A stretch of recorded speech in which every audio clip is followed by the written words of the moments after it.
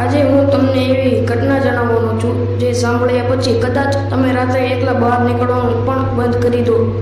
ગુજરાતના એક નાના ગામમાં બનેલી આ ઘટના આજે પણ લોકો ધીમા અવાજે યાદ કરે છે, કારણ કે આ ઘટનાનો સંબંધ હતો એક એવી અજાણી શક્તિ સાથે જેનું નામ સાંભળતા જ લોકોના રોમા ઊભા થઈ જાય છે.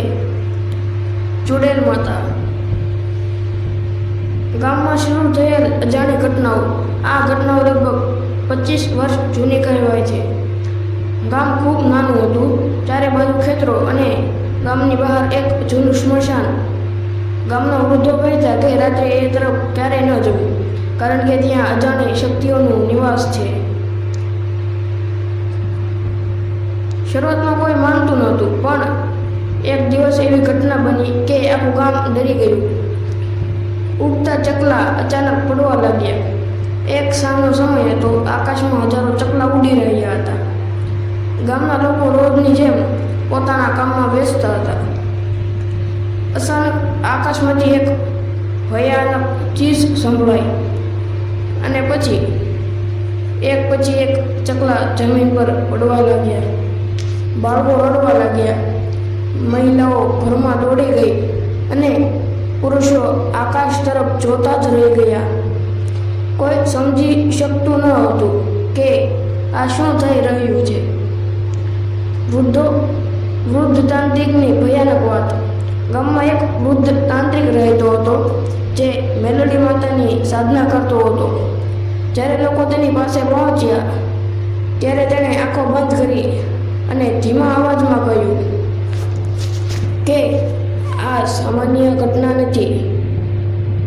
ચુડેલ માતા જાગી ગઈ છે.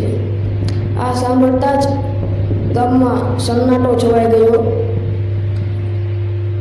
ચુડેલ માતાનું રહસ્ય.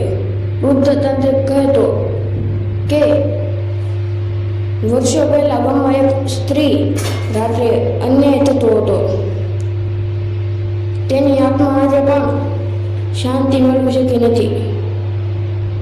કહેવાય છે કે પછી એ શક્તિ ચુડેલ માતા તરીકે ઓળખવા લાગી.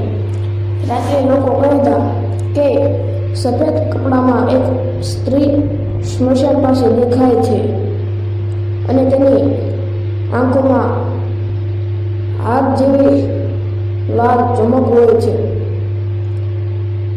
મેલડી સિદ્ધ સાધના. ગામના કેટલાક લોકો ગુપ્ત રીતે મેલડી માતાની સાધના કરતા હતા. તેઓ માનતા હતા કે આ સાધનાથી અજબ શક્તિ મળે છે, પણ આ સાધના ખૂબ ખતરનાક ગણાતી હતી. સાધના દરમિયાન રાત્રે દીવા પોતે જ બુઝાઈ હતા.